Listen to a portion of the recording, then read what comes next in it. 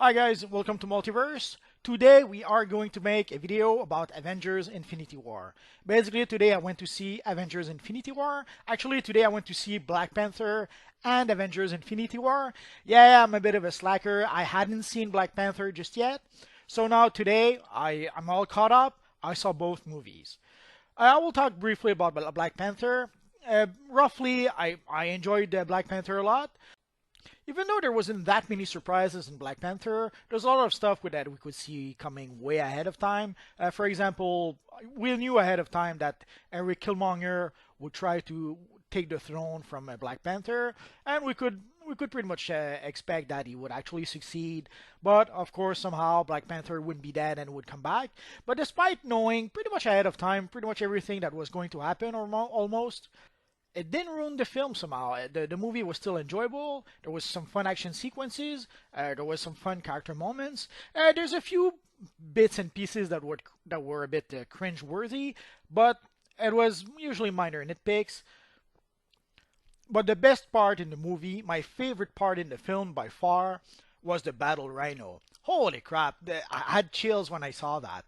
This is why comic book movies are so fun, and especially comic book superhero movies.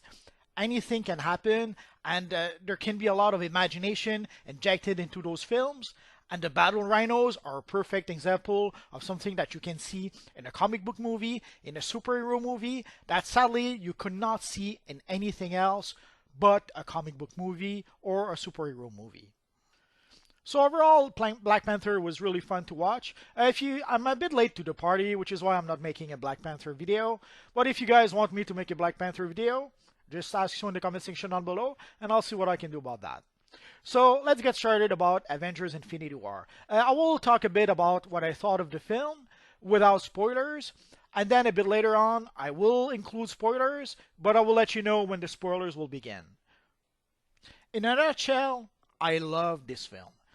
Overall, it was an epic film, not just because of the sheer amount of characters included in the film, but also the scope of the film, and it was a culmination of almost all the Marvel films that we saw for the past 10 years. I'm saying almost because it didn't really include Ant-Man, and there may be something else that wasn't really included that I can't think of, but basically everything we saw ever since the first Iron Man and all the steps taken since led us to this moment. Which, ironically enough, this is not even the end of the line. This is only the next stepping stone until the other movies that will lead us to Avengers 4. So this was an epic movie that brought us to a whole bunch of places that we had already seen in the previous Marvel films. It added a few new places we hadn't seen before, and it pretty much included almost every characters we saw in the Marvel Cinematic Universe ever since the first Iron Man film. I've seen a few complaints that I think are misplaced about how there was not enough character development or something. We had like 17 movies before this one to develop all the characters. Like we had three Iron Man movies and 2 Avenger films and even 1 Spider-Man film just to develop Iron Man Tony Stark. We had 3 Captain America movies and again 2 Avenger movies to develop Steve Rogers Captain America. And the same with Thor. And the same with pretty much all the characters in here. Had at least 1 film, if not multiple films, to develop the characters, to flesh out the characters, and to give us whatever character moments we needed to be able to learn about those characters, to learn who those characters were. So there was no need to reintroduce all that within that film. When the film starts, we know who everyone is, and the film starts from there. There was no need to reintroduce the character one more time when we already did that in multiple movies before. That's one of the things that drove me nuts when I saw the first Avenger film. When I saw the first Avenger film, they took like 45 minutes to reintroduce the characters. We already knew Iron Man was. We had like two Iron Man movies before to introduce us to Iron Man. Heck, in Iron Man 2, they even shoehorned Black Widow so that they could introduce Black Widow before the Avenger film. And still in the Avenger film, they had to include a long sequence to reintroduce Black Widow. They reintroduced the Hulk. And again, we had at least 1 film to introduce the Hulk before that. Although technically it was a new Hulk, So I can almost understand why they felt they had to reintroduce the Hulk, seeing how it was Bruce Banner was played by a new actor. But somehow they didn't feel the need to introduce us to Thor once more. Like Thor just appears in the first Avenger film. We don't know where he comes from. We don't know why he's there. But he is there, and no one complained about that. No one said, "Oh my God, where is Thor coming from?" That never happened. That was the first thing that really drove me nuts about the first Avenger film is that they felt like they had to reintroduce all the characters, and somehow the one character they didn't introduce, Thor, no one was lost about who Thor was and why he was there. So they could have done that with all the characters. They could have started the story from the very start of the film, but they had to go like 45 minutes to reintroduce all the characters, and only like at the 45-minute marks does the story actually starts in the first Avenger film. Here, luckily, there's none of that.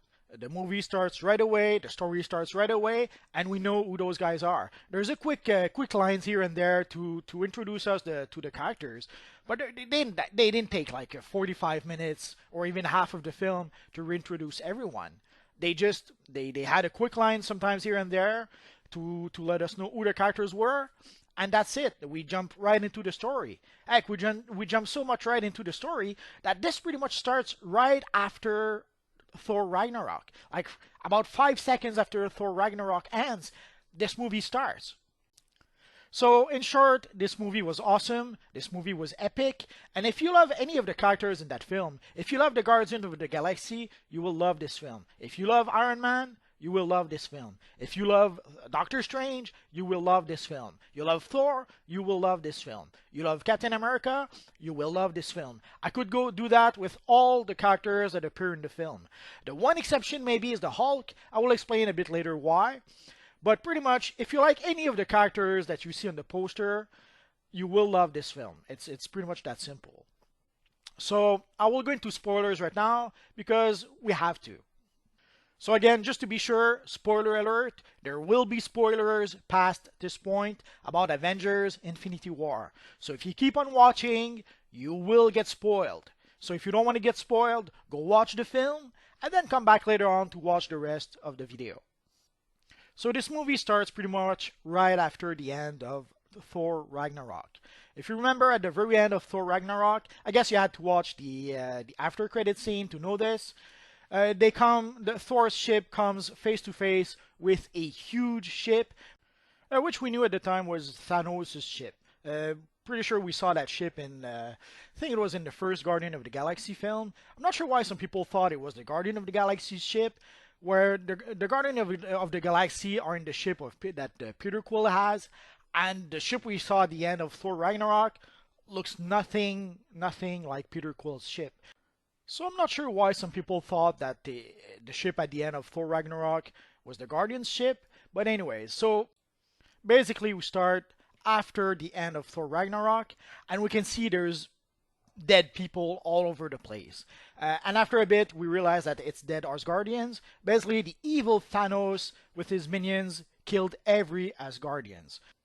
Well, technically, there's three Asgardians still alive. There's Heimdall, there's Thor, and there's Loki. Technically, Loki is from Niflheim, but you get the idea. And there is also the Hulk who is still alive.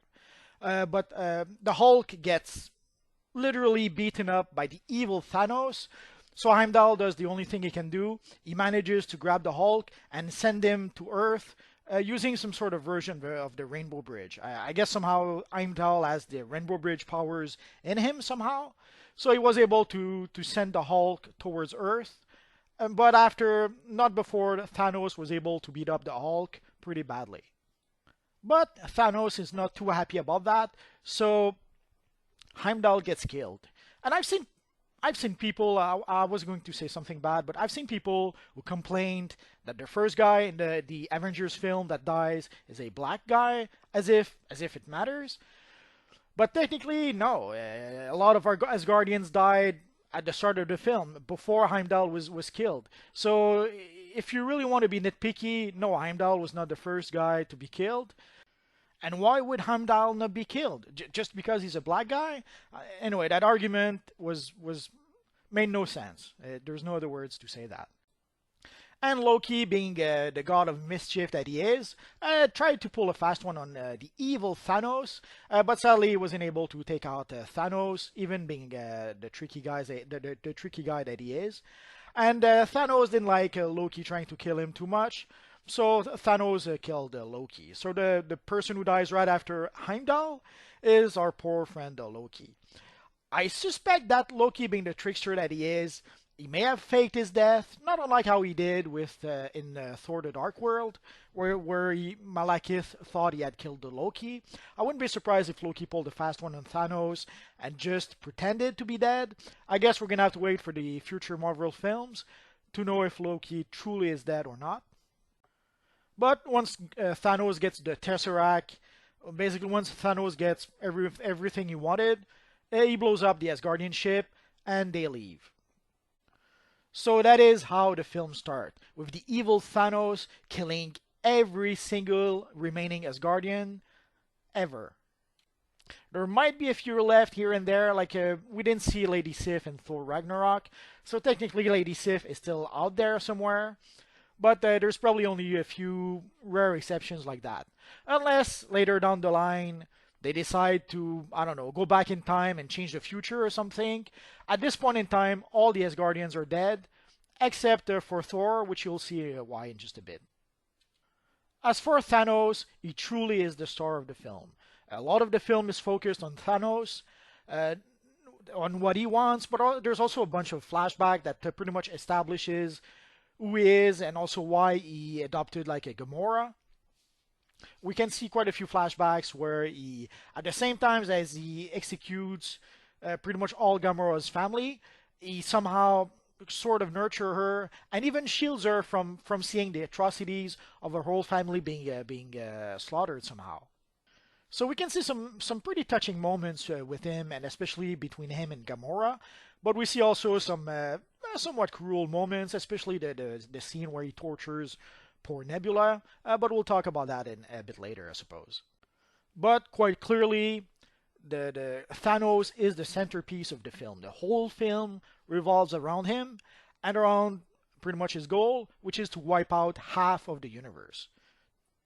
And as we follow Thanos through his journey, holy crap, there's a whole bunch of surprises in the film as you go along. Which is why, again, if you haven't seen the film just yet, don't watch this video just yet because there's a lot of surprises that you don't want to be spoiled.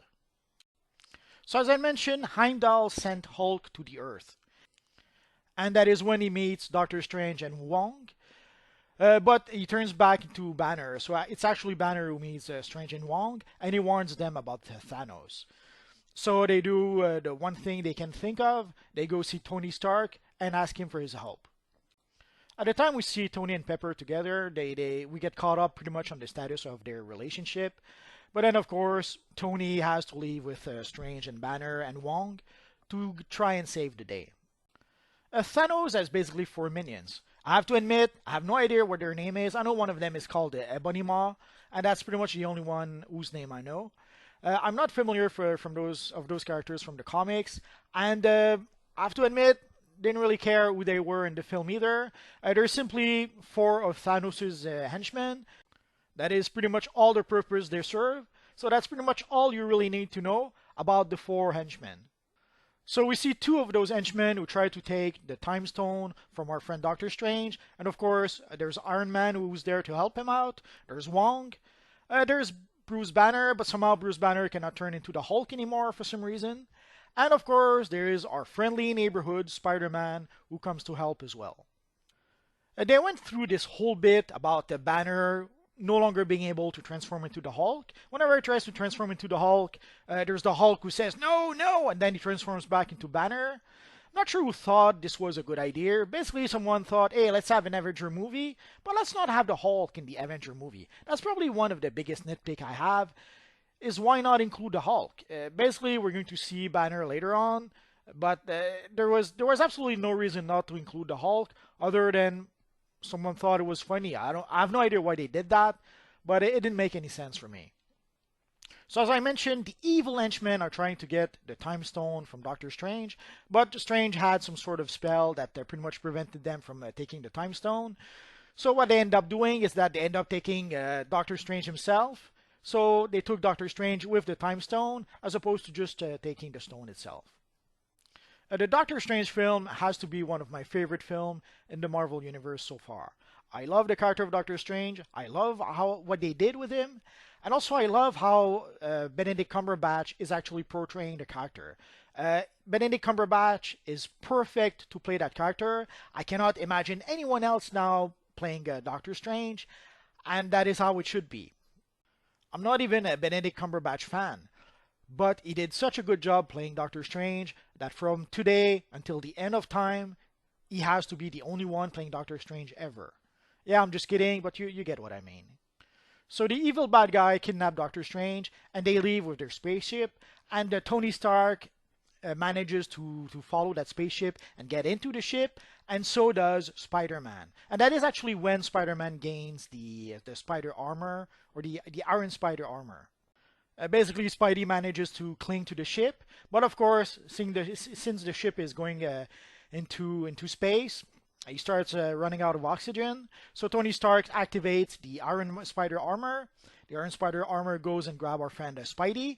Tony tries to use the armor to lure Spider-Man away from the ship, but Spider-Man manages to still cling to the ship and get into the ship as well. So both Tony and Spider-Man are aboard the ship to try to help out, to try to rescue our friend Doctor Strange. And then the evil Ebony tries to torture our friend Doctor Strange to try to get the stone away from him. I thought our friend Strange would tell him something like, Pain and I are an old friend. It's a line he said to Dormammu in the first film, but he didn't say the line, which was fine. It would have been a nice line to include, but they did not have to include it. And then they managed to save our friend Doctor Strange by using something that Spidey saw in a very old film. And that old film is Alien. So if you're like me and you saw Alien when it was first released, that makes you feel old, sadly. So Spidey gets the idea from Alien to basically blow our friend Ebony into space, and that's how they get rid of him. But then, instead of turning the ship around and going back to Earth, Tony decides that they have to go to Titan to confront the evil Thanos and stop him on Titan, as opposed to luring him to Earth and risking maybe destroying the Earth or something. So they decide to go to Titan to face the evil Thanos, the Mad Titan. And I mentioned that Thanos has 4 henchmen. The 2 other henchmen go after the Infinity Stone that our friend Vision has in his forehead. And sadly, they wound the Vision right away, so we never really see how formidable Vision can really be. He's wounded pretty much right at the start of the film, and he never quite recovers throughout the whole film. We do see a few scenes where he's pretty formidable, but since he's wounded, he's not as formidable as he could be. So we got pretty much a lesser version of the Vision, sadly, because of that. Although despite that, we do see a few moments where he was formidable, but it was obvious that they pretty much wanted to diminish the Vision so that it wouldn't be that much help against Thanos, so that Thanos could actually complete his task. Although there was the Scarlet Witch, basically the Vision and Scarlet Witch are together, and there was the Scarlet Witch that she was really formidable actually in this film. She faces off the evil minions that Thanos sent, and there's even this very cool scene where basically the Vision is down, he cannot go anywhere, and obviously he tells her, leave me here, save yourself.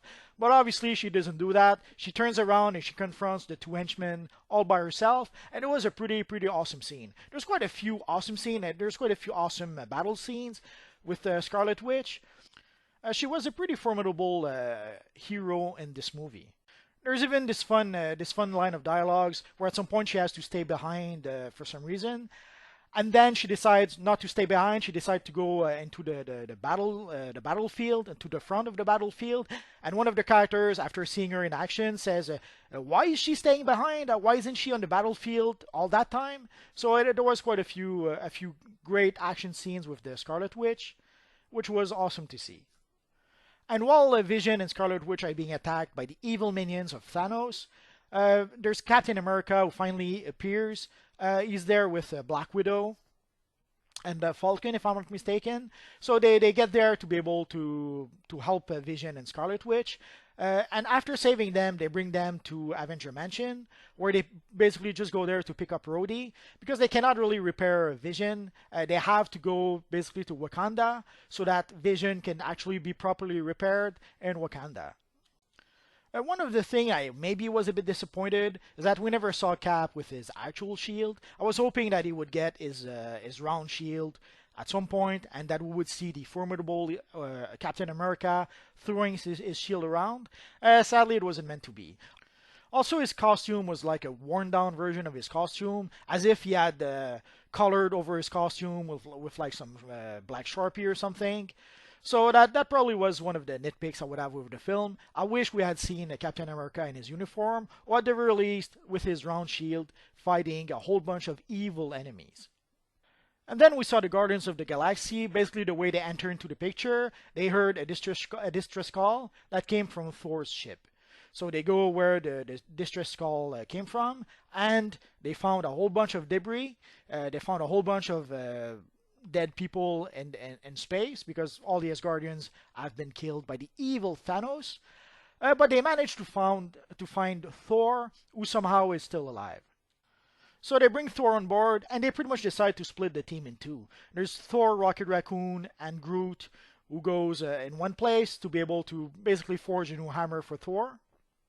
And there's Peter Quill, Gamora, Mantis, and Drax, who leaves to go to nowhere to confront the evil Thanos. But when they get to nowhere, sadly, they pretty much get defeated pretty easily, and the evil Thanos kidnaps Gamora.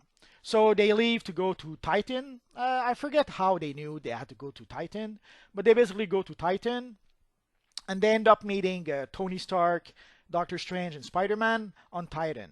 At first, they mistake them for minions that works for Thanos, but after some sort of misunderstanding, they finally realize that they're all on the same side, and then they decide to come up with a plan to defeat the evil Thanos. And the reason why Thanos took Gamora is that he knows that she knows where the Soul Stone is. Previously Gamora had told Nebula that she knew where the Soul Stone was. And when Nebula tried to kill Thanos, Thanos was able to capture her, and he was able to read in her memory bank the conversation between her and Gamora, and when Gamora told her that she knew where the Soul Stone was. So basically, Thanos tortures Nebula until Gamora agrees to show him where the Soul Stone is. And when they reach the Soul Stone, surprise, surprise, the evil Red Skull is over there. Basically, the evil Red Skull is the gatekeeper for the Soul Stone. The last time we saw the Red Skull, we didn't know if he had been disintegrated by the Tesseract or if he had been sent elsewhere, but now we know that he was sent to the Soul Stone, and somehow he became like the gatekeeper for the Soul Stone. He tells Thanos that Thanos is going to have to sacrifice something he loves in order to be able to get the Soul Stone. At first, Nebula assumes that Thanos doesn't love anything, so he won't be able to get the Soul Stone. But surprise, surprise, Thanos actually loved Gamora, and he sacrifices Gamora in order to be able to gain the Soul Stone. Then Thanos goes back to Titan to get the Time Stone from Doctor Strange. But Doctor Strange, Tony Stark, Spider-Man, and the rest of the Guardians of the Galaxy formulated a plan in order to be able to take the gauntlet from Thanos. And they almost succeed. They come so close from succeeding. But then Star-Lord realizes or learns that Gamora is dead. And he kind of loses it. And because of that, Thanos manages to keep the gauntlet. But even worse, he manages to take the Time Stone from our friend Doctor Strange. Although it was a pretty epic battle, and we saw Doctor Strange being a really formidable opponent. Actually, we saw everyone being pretty formidable throughout the fight. But I would have to say Doctor Strange, Iron Man were pretty much the two more formidable opponent to the evil Thanos during that whole fight.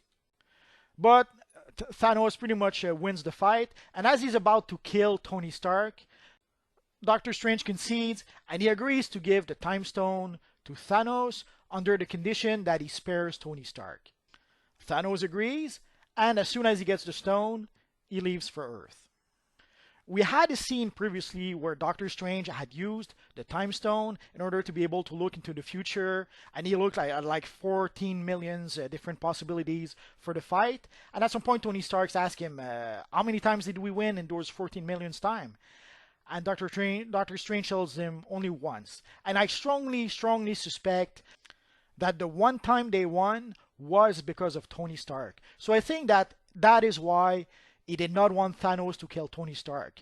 Strange knew that without Stark, there was no hope to succeed. So he pretty much tricked Thanos into not killing Tony Stark so that later down the line, maybe they could defeat Thanos thanks to Tony Stark.